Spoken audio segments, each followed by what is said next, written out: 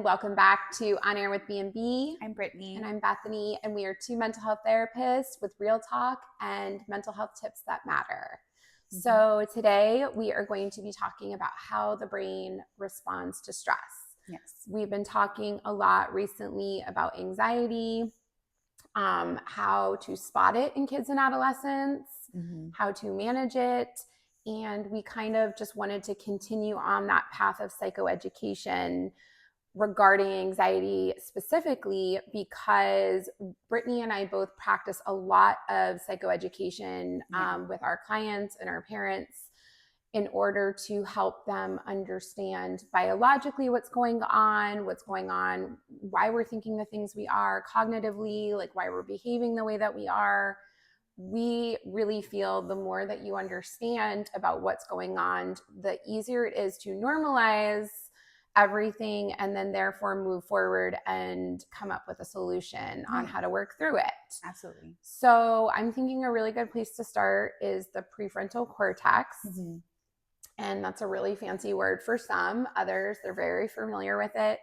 So when I'm explaining this to clients and parents, I like to refer to this guy as the CEO of the brain, because him or her, like either in charge of all of those complex executive functioning skills. Yes. And when I ask kids, what is a CEO? And some of them know, some of them don't.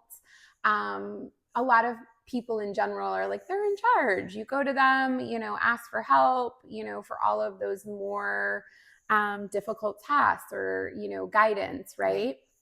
So one of the executive functioning skills that the CEO is in charge of is strategic planning. So this is an important executive functioning skill for many reasons, but one being just figuring out the steps to achieve like a more long-term goal. Right. An example of this that I think everyone can relate to is planning and completing a science fair project, right? Yes. So teachers give, different deadlines and different steps for every part of the project. And yet I think parents, children, teachers, whomever, still find it difficult to get through. And it's such a large percentage of the grade that it's important to get through each step. Absolutely, right? Yeah. So that's a great example of strategic planning and how we use that skill from our executive functioning. Right. Weighing options is another executive functioning skill. So, we want to evaluate different choices and their potential outcomes, right? Like, so I have a thought, but should I say it? Right. I have an idea, but should I act on it? Right. Right. Like, how will this turn out? Right. If I do this, or how will this not turn out if I don't do it? Right. Like, could I miss out on something? Maybe even just decision-making skills. Like I have a client who's in college and it's like their first semester, right? And they kind of struggled with, should I study today because I have a test in 2 days? Like, should I study tonight or should I go to like this really fun like house party? Right? Like, that was me. Yeah. Like, what should I do? Because like, I could just study tomorrow, or I don't know, like, am I going to miss out if I don't go to this? So like weighing options as well can look like decision-making skills. Absolutely. Yeah. A lot of kids are planning for college. Yes. And they're starting as early as middle school. Yeah. Should we take, they have here ACE classes that are considered college level courses. Should I take dual enrollment, knock some of it out? There's like International Baccalaureate program, the IB program. Right. Like, what classes should I take to prepare? Like, even though I'm like, I don't have any idea what I want to do, right? Because I'm in 7th grade or even 10th grade, right? So weighing options can be a very complex skill, but a very useful one Yeah. as well. Flexible thinking. Mm. So we were just laughing about this because this is our third attempt at this video today, ladies and gentlemen. Yes. So first we got through it, and then my mom decided she was going to walk the dog in the background, even though I told her we were filming a video. Yeah. And then the second attempt, the device was too full of storage, allegedly. So this is our third attempt. Yep. So this is our third attempt, which is fine because we have to practice what we preach, That's right. And so we just took a moment and did some skills, which we'll kind of like talk about and revisit at the end of today's video, honestly. But yeah, no, it's really important to be flexible because things outside of our control occur. And sometimes you just have to like roll with the punches. Yeah, we have to be able to adjust the way our strategies based off of new information or changing circumstances. Correct. And not completely like give up or fall apart just because something changed quickly, because that actually happens a lot day to day, right? Every day. I mean, traffic is a great example. So another one is impulse control.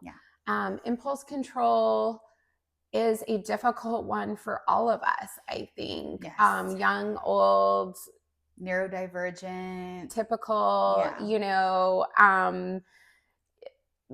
do we do this? Do we eat this? Do we say this? You know, my daughter all the time has, you know, like, I get one sugary item today. So that's what we allow in our house, unless it's like a special occasion, because we're trying to just teach like healthy, you know, like habits, I guess.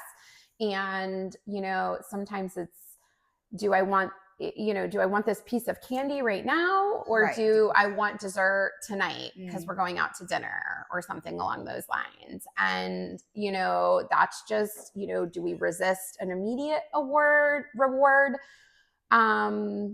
for a possible better long-term outcome, or do we just reward ourselves in the moment and hope that it turns out for the best, right? And that we don't have like regret later. Right. I shouldn't have eaten that peppermint because now I could have a donut. You know, who knows? That's what Piper would do. She would totally eat the peppermint. And then be like, man, I shouldn't have done that. So impulse control, very important part of our executive functioning. Another one is social appropriateness. Oh, this is a good one. So Brittany and I have groups. We have social skills groups that we do once a week. We have different age groups. Right now we have a couple middle school ones going on, but we have younger ones. We have older teenagers, young adults. You have a young adult one going on. And this is just so important because I think that people are always learning how to understand social cues and behave accordingly, whether, you know, they are on track or developmentally delayed. There's always things to learn when it comes to social appropriateness. And like, could we have handled that differently for a better outcome? A good example of this is last night, my daughter, she earned this cool new water bottle. It's called a Nawala. It's, in my opinion, the new Stanley. Last year it was Stanley this, Stanley that. Now it's an Nawala. I personally, like, anything that she wants that she doesn't need, we like to do, like, you know, like, you have to earn it. And correct. And for a number of reasons. One, I want her to learn, like, things they don't just immediately, you don't get them right away just because you want them. Another thing is it just feels better when you earn it, in my opinion. Like, she was on cloud 9 yesterday. She finally earned this Awala water bottle, and she was so excited. She talked about nothing else. When she got home, she said one of her friends in school, I guess, said, like, it's ugly and I don't like it. Or not ugly, it wasn't the word. It was, it's not cute. It's not preppy.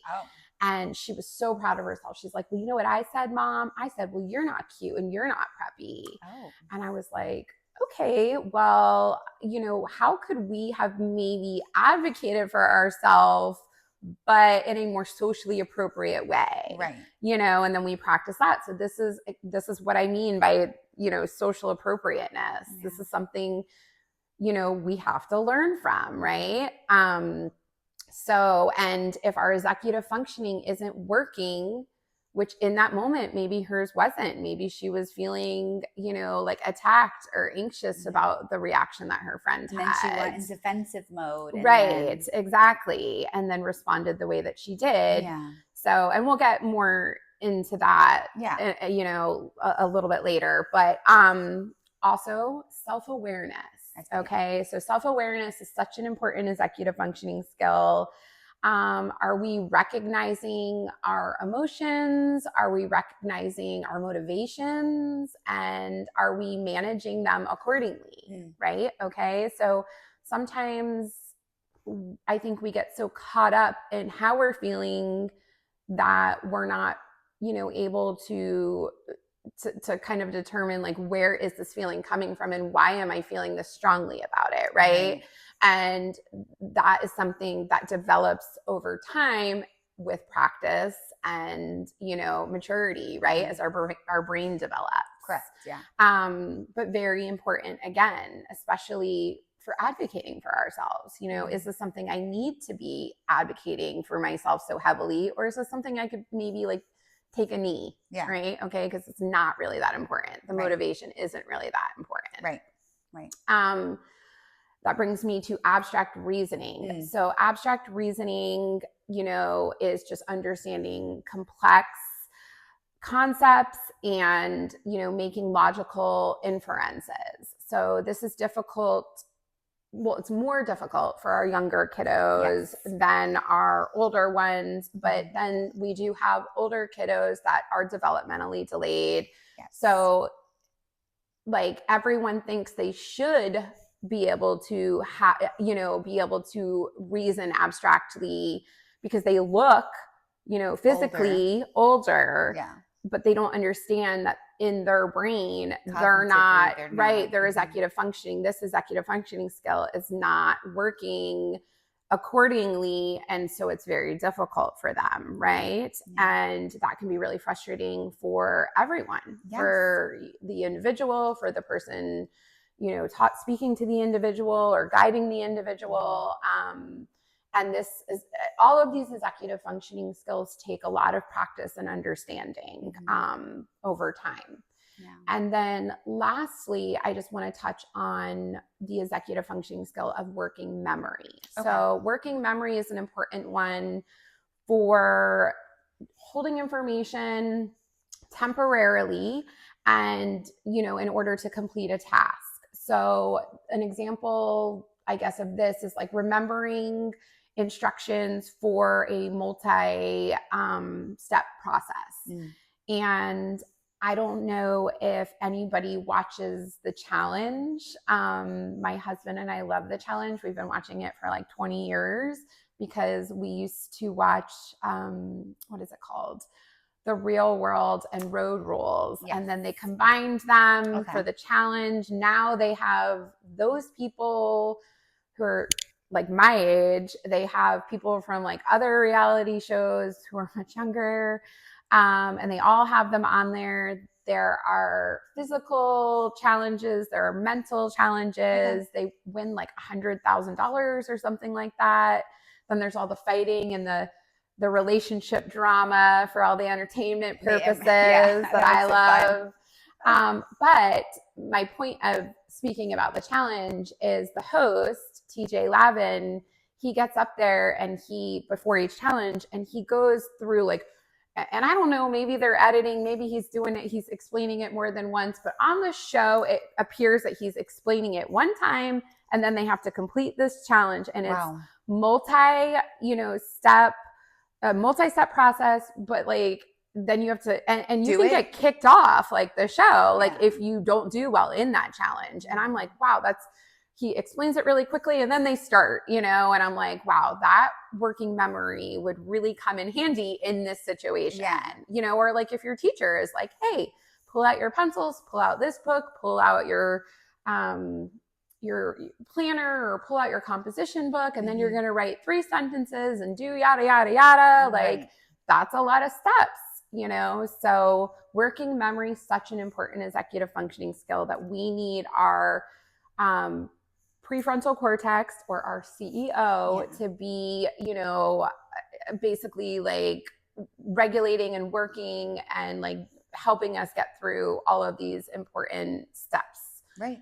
So he also, I don't know why I always say he or she,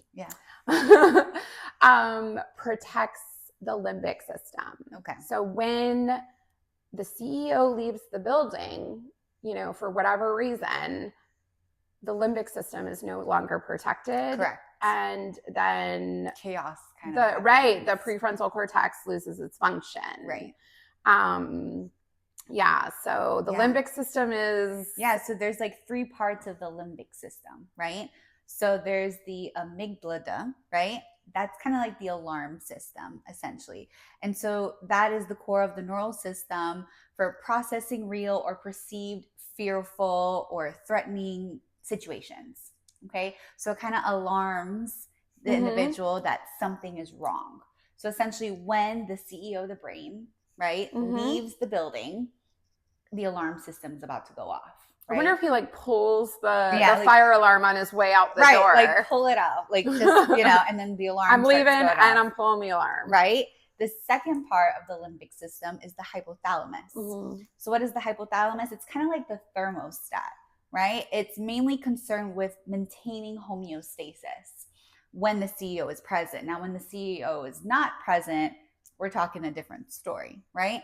But the purpose of the hypothalamus essentially it's a process of returning something to set points, right? So it's regulating our hunger, our thirst. It regulates, you know, our response to pain or pleasure, right? It even kind of helps us regulate our maladaptive feelings and emotions like anger or aggression or different, you know, non-compliant behaviors, if you will, right? And so the point of the hypothalamus, it regulates our automatic nerve system, what is our automatic nerve system, right? That's like our pulse, our blood pressure. It helps with breathing and different responses to various emotional circumstances. So this is why, I guess, when you're like triggered, I guess, like by real or perceived danger, like you can get like sweaty palms, or your breathing increases. Like shortness of breath, stomach aches, headaches, chest pain, headaches, nausea feeling, or even like the vomiting, like engaging in that as well. We have a lot of kids that like parents will say, and then they even vomit. You know? Absolutely. Even just becoming like lightheaded or dizziness, like just because you're getting very overwhelmed in that moment because you're perceiving that you're in a fearful situation at that time when you're triggered. Yeah, right. Definitely. The third part of the limbic system is the hippocampus. And so the hippocampus plays a huge role in the learning and memory aspect, right? Which kind of circles back to what you were saying earlier with the different executive functioning skills, right? The last one we talked about was working memory, I believe.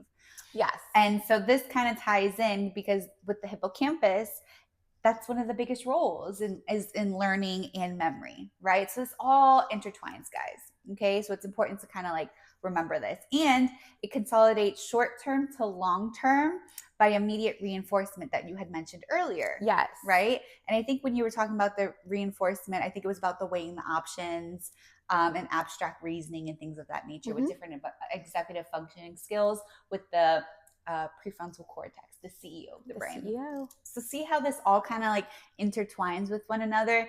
Now, what happens if/when Mr. or Mrs. CEO of our brain leaves the building? Okay, so, well, basically, like, when, I guess, you know, like, what happens when I can't speak, like, when the CEO leaves the building, he, like I said, he pulls that fire alarm, right? Okay, like, lets everyone know, like, I'm out. There's a real or perceived danger Yeah. occurring. Mm-hmm. And then he is no longer, like I Present. said, protecting the limbic system. Yeah. So the prefrontal cortex then loses function. So all of those things Brittany was just mentioning, you know, like working memory, abstract reasoning, Self-awareness. right, self-awareness, flexible thinking, like all Social of those, appropriateness. they are no longer working appropriately. Yeah. And so the alarm system, the fire alarm, then alerts the thermostat or the automatic nervous, you know, the automatic nervous system. And like it affects, basically it activates the 4Fs. So the 4Fs, really quickly, we're not going to get too much into detail about these today, but the 4Fs are, and I think we might have mentioned these in another video too, previous. Because again, with anxiety, we're always and stress response and how the brain reacts to stress, you're always going to talk about the 4Fs. Yeah. So we've got, fight, flight, freeze, and fawning. And that's basically what happens is he leaves, he pulls the alarm system, executive functioning loses functioning, all functioning, automatic nervous system gets like alarmed, and then the 4Fs are like, and you might experience one or more of the 4Fs. So you could experience fight or flight, or fight and flight, or, yeah, I mean, you know, it just depends on the individual and really how, I guess, severe the fear is, real or perceived. And I keep saying real or perceived, and I think you do too, but I really want to just say that, because I, even as a parent, sometimes can be like, why are you worrying about that? That's ridiculous. Or that, you know, like that, but it's not ridiculous to whomever is experiencing it. Because we might be like, nothing's gonna really happen, but they don't feel that way, you know? And that's why I keep saying real or perceived. Right. Basically. Because it could be based off a situation that's actually occurring in the moment, or it could be a situation that could happen in the future. Exactly. Which is something that they're perceiving, because unfortunately they're anticipating the worst. Exactly. Which can trigger anxiety symptoms, which is why we're talking about this today.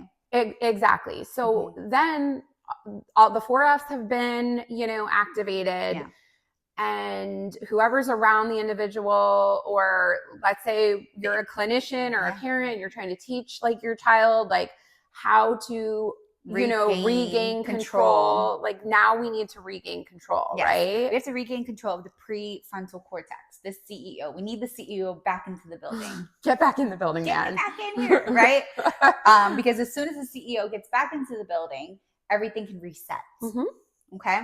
So getting the CEO back in the building, we could do that multitude of different ways, which I believe our second video about managing anxiety in children, adolescents, we go into different coping strategies in depth, right? So I encourage you, if you didn't see our second video, managing anxiety in children, adolescents, I highly recommend checking that out. Yeah, definitely. Because that goes more into depth of specific, coping strategies, and we provided examples on what that can look like in order to regain control, right? Because that's what we're about to kind of like dive in very briefly here right now, okay?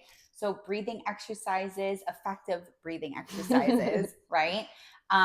To promote relaxation and to kind of regulate our mind and our body, okay?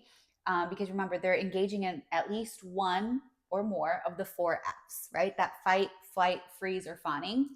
And so we really want them to go back to their own sense of homeostasis. Yes, and get that automatic nervous system regulated, back to like regulation and working properly and all of those things. Yes. So, because the CEO, let me be clear, he will not come back into the building until the homeostasis is back to normal. Yeah.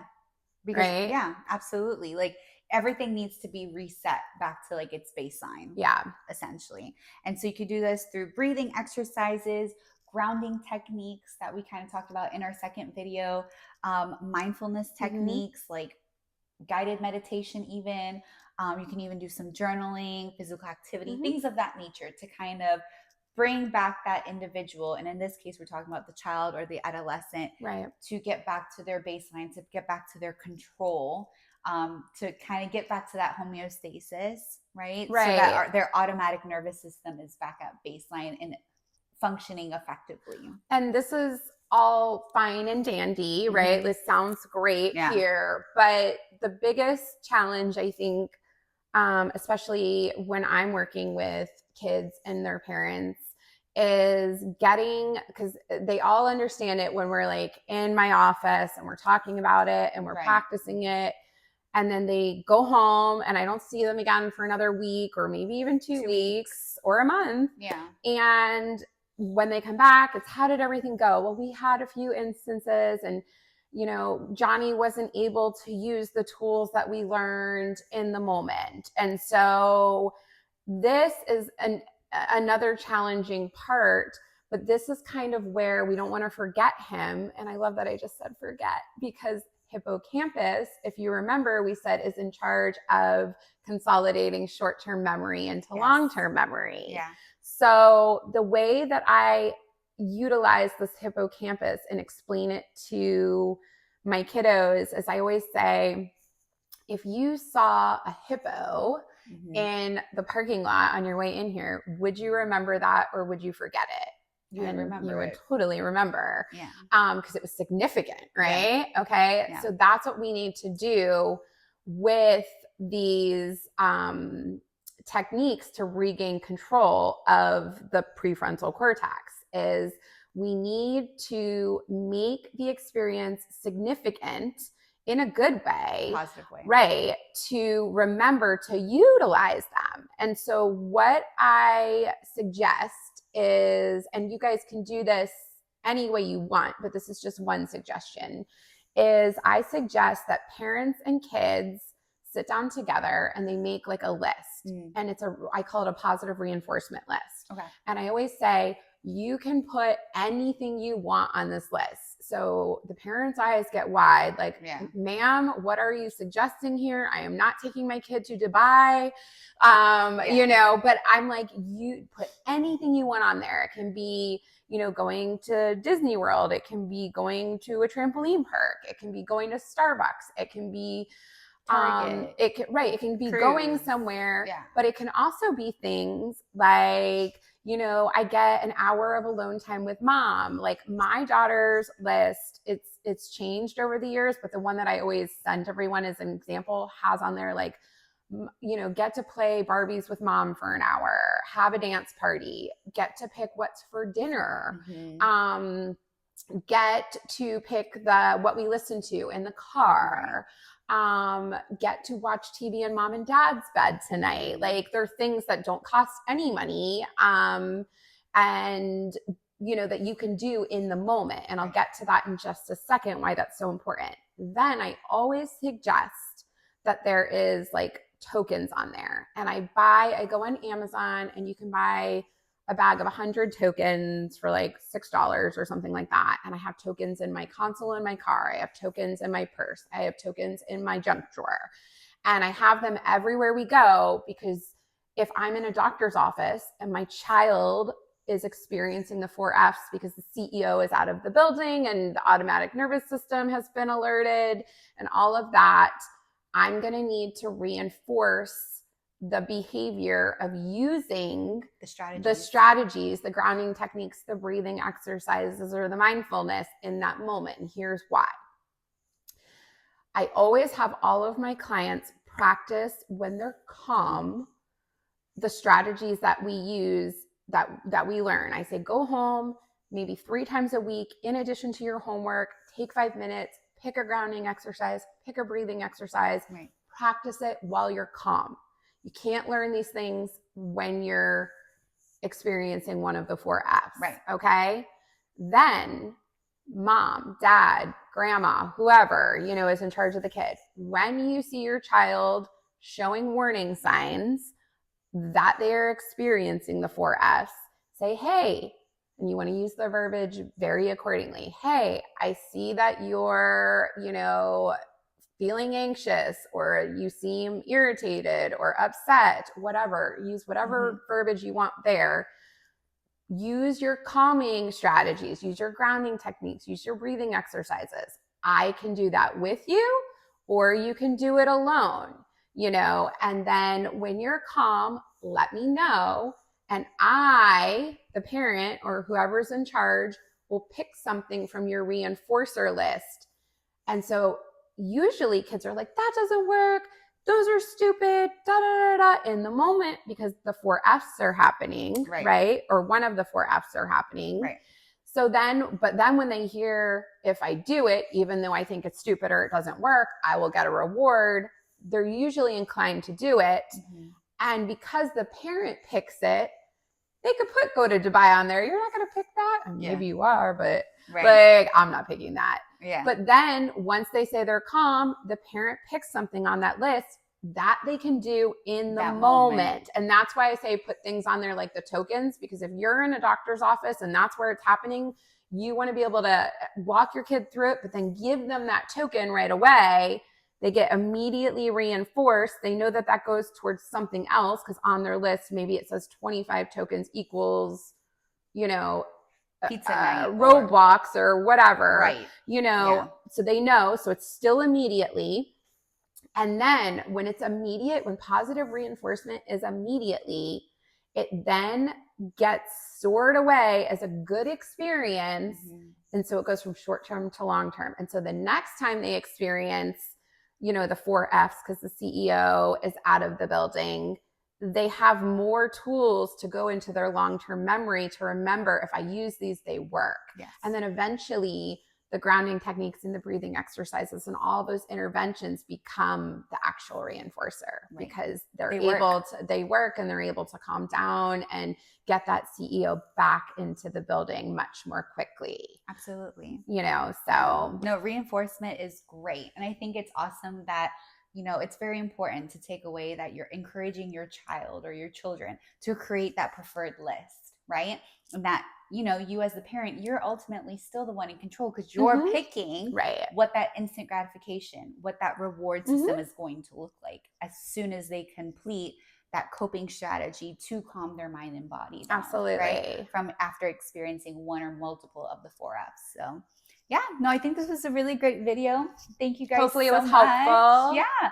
Thanks for hanging out with us today on Air with B&B. Remember that your mental health matters, and we'll see you in the next video. Bye. I'm looking for some